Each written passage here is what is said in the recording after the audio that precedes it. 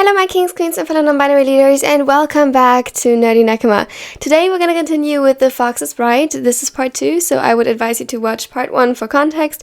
I'm really so excited for this series. I hope you will enjoy it. Let's go!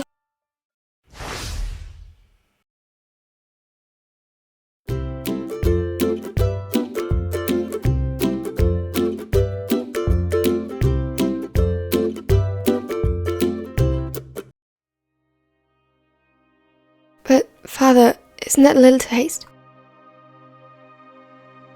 He threw a sharp glance at him, and immediately Komori lowered his head again. Are you doubting my judgment, Motoyo? No, Father. Of course not. He bowed until his forehead almost touched the floor, fighting the tears welling up in his eyes. They had gotten offers for him before, from a few not deterred by his behavior, ill-suited for an Omega, convinced they could train him. But so far none of them had proven enough wealth or status to convince his father to give him away. He was an only child, and as such a huge disappointment since he presented as an Omega. The only thing good about it was that his father had been picky with his potential suitors. Even though his family name would end with him since he was just an Omega, it had appeared he didn't want to give him out to just anyone. This man is from a good family and clan, rumored to be blessed by the goddess of fertility and harvest. You will have it good there, and you will not bring shame upon this family by being difficult.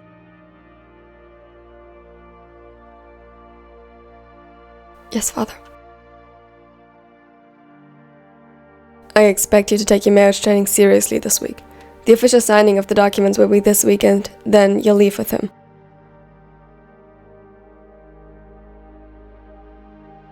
Komori's throat tightened, and he barely brought forth his agreement. He had no choice anyway.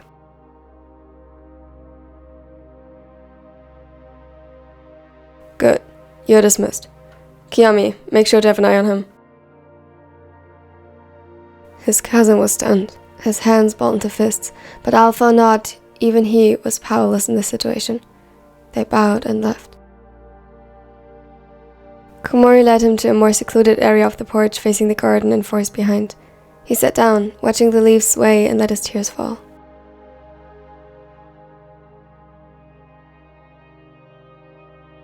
Kiyomi tried soothing him, but while he was grateful, where was the use in that? Nothing could change his fate now.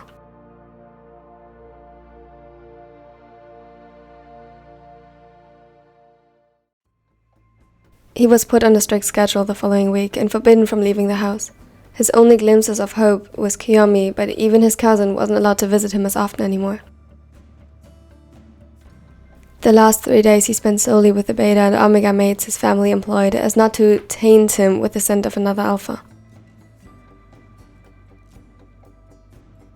His father stared at him disapprovingly as he arrived at the signing ceremony dressed in a beautiful kimono in pastel oranges and yellow with vibrant patterns of peach and cherry blossoms sewn onto it.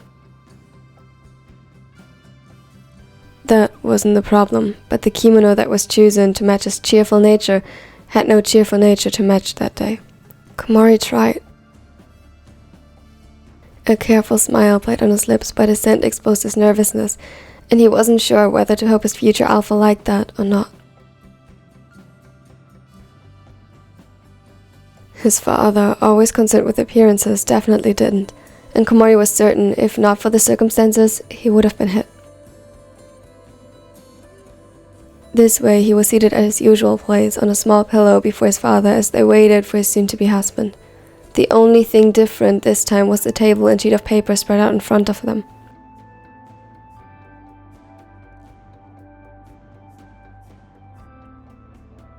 The document that had become the marriage certificate.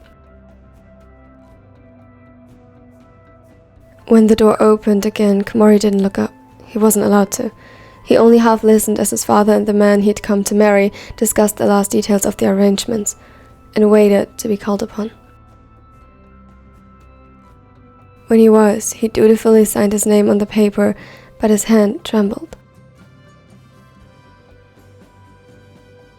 There is no need to be nervous. After the ink had soaked into the paper, Komori was finally allowed to face him and promptly believed he was hallucinating. He was met with the same brown eyes embedded with specks of silver and bronze he believed to have seen a week prior. Now they were decorated with artfully applied red eyeshadow and eyeliner, framed by short silver hair and skin that appeared slightly sun-kissed.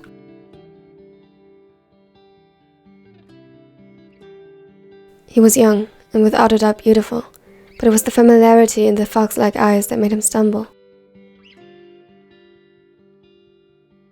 I haven't formally introduced myself. Forgive my inconsideration. My name is Mia Osamu. Hadn't formally introduced himself? Inconsideration? Osamu treated him as though he was asking him to proceed, as though Komori had any say in the matter. Komori Motoya, thank you for... He wasn't sure what to say and bowed his head again as he caught his father's stern look from the corner of his eye. Immediately, Osamu grew serious again as well. He straightened his back and the smile previously decorating his lips lost its warmth. I understand the ceremony is complete. Do you accept the signing of the certificate? I do. I hope the two of you will bring honor to our families and bless us with grandchildren soon. Immediately, Komori stiffened again, but bit his tongue not to let his discomfort show. Yet the slight inkling, Osamu picked up on it regardless, but he wasn't sure what the other made of it.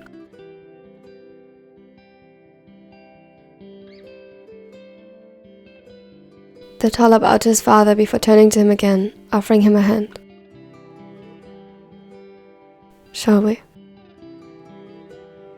His voice carried warmth and comfort whenever he spoke to him, making Komori all the more nervous this might be an act. Still, he accepted the outstretched hand and nodded. There was little more he could do. As he was escorted out the building, he caught Kiyomi's gaze from afar, where he stood off to the side. Another step of loss rushed through him as he had to realize that he probably wouldn't see him again. He only managed to fight the tears until they were in the carriage and quickly turned away from Osamu. Motoya. It's nothing, don't worry. I'm just thinking I probably miss my home a bit.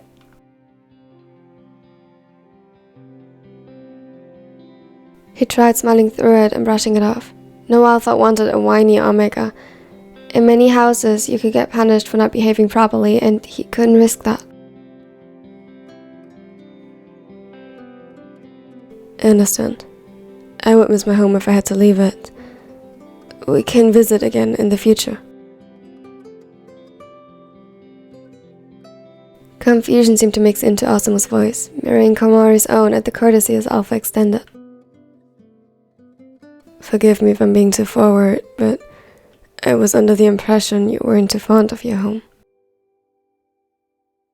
Komori wasn't sure whether he should be offended at that or not. But whether it was wise or not, he decided toward Osamu's honesty, as far as he could tell, with that of his own.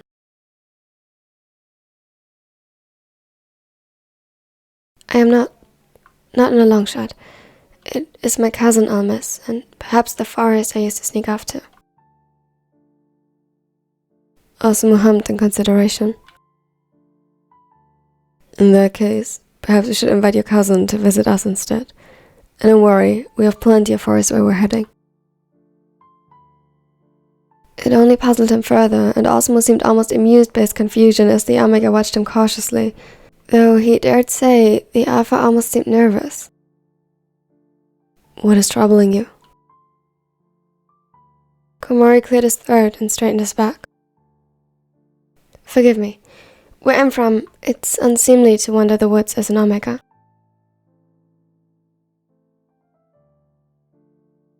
And yet you did. It didn't sound like a trap, but how could it not be?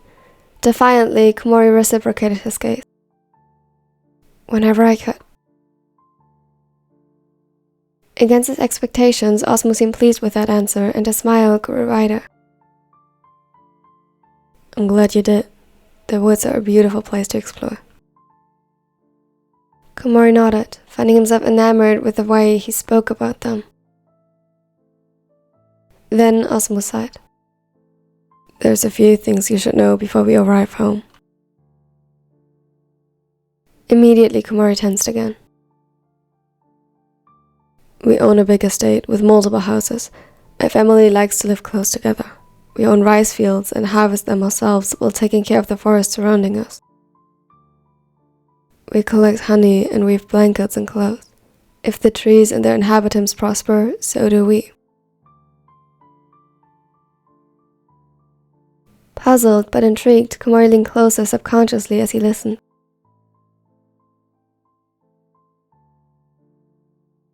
It'll be very different from what you know, and while you are not expected to do the same work we do, you are always welcome to join us if you wish so, and wherever you'll find your strength is what you'll be free to learn and perfect.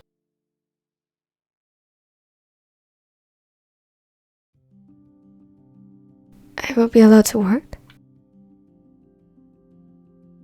That sounded most definitely like a trap. As much as you like. Whether it be artistry or physical labor, we can teach you. But why? Ain't I supposed to be your children? Osamu's cheeks turned a few shades darker as the blush rose up his face, as did Komori's when he realized what he implied so carelessly. If you wish so, we can talk about it. Talk about it. Not a demand, but an opportunity.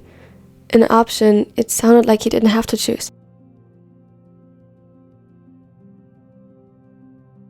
I have to confess, while I really do find myself drawn to you, my primary motivation to court you was another, Motoya.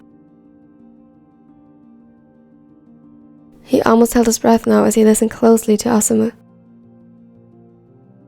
I have known of you for many years. You saved someone that is very dear to me, and who would have otherwise found his end. Ever since, I've been trying to find you.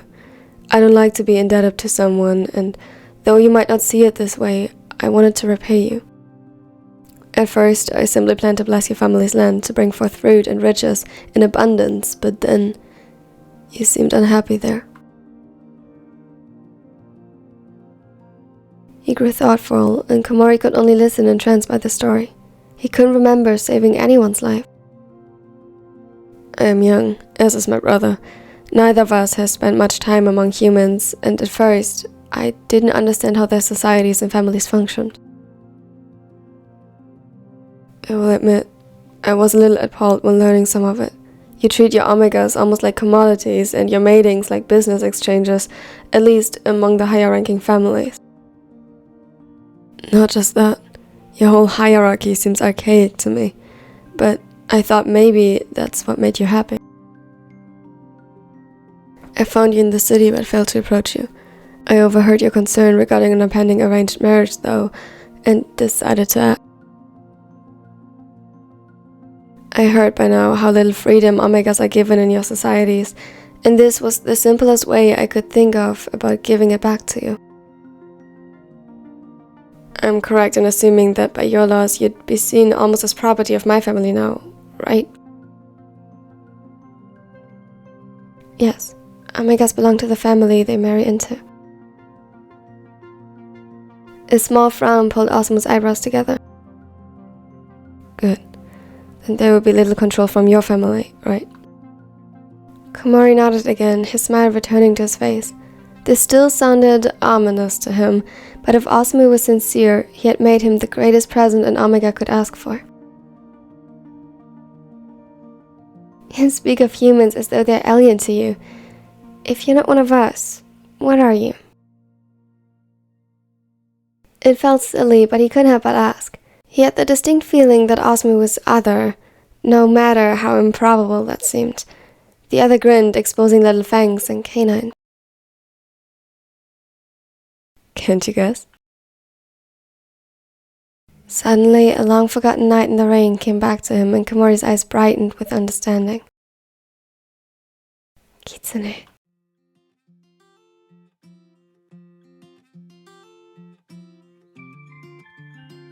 thank you so much for watching to the end. It really means a lot to me, especially with this new series because I'm so excited for it. Leave a like and subscribe if you don't want to miss out on any future content, including obviously the next part of this. And I really hope that the quality of this one was okay. I don't know why it's really hot and dry right now here. Like, the climate changed so quickly in this area, and the dry air is not doing benefits to my voice. I hate it. But yeah, tell me your favorite moment and a quote under the pinned comment. And a special thanks, as always, goes out to my nerdy neckos. Thank you so much for supporting the channel. A special thanks to Sasha and Koro for joining the nerdy neckos. And yeah, if you watching right now are not a nerdy neko yet, maybe consider it. They got early access. They got this video like over a month in advance. So I'm just saying. And now here's more content. Check it out if you like. I hope you have a wonderful and amazing day. Bye everyone. Everybody just do your thing. Wake up, today's gonna be a good day. Wake up, today's gonna be a good day. Wake up, today's gonna be a good day. Wake up, today's gonna be a good day. Wake up.